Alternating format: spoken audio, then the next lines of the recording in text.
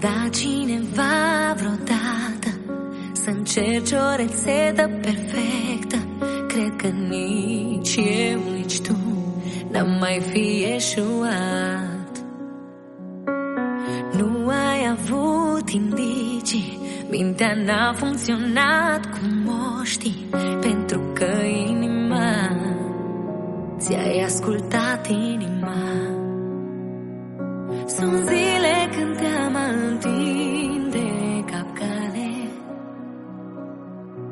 și clipe intense ce-aș vrea să nu se termine, când pas cu pas ne avântăm în ea, până la ultima suflare.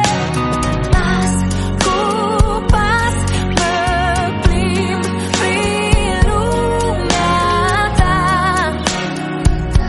știu că fac parte din ea.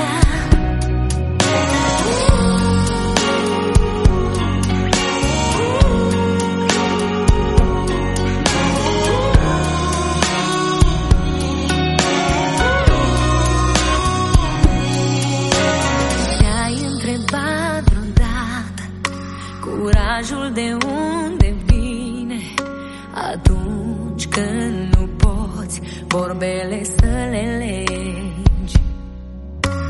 Și când mi-aduc aminte, mâna ți-am luat șoptindu-ți, poți să mă duci unde vrei tu, că eu m-am pregătit.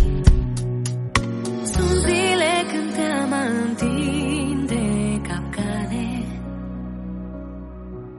și clipe intense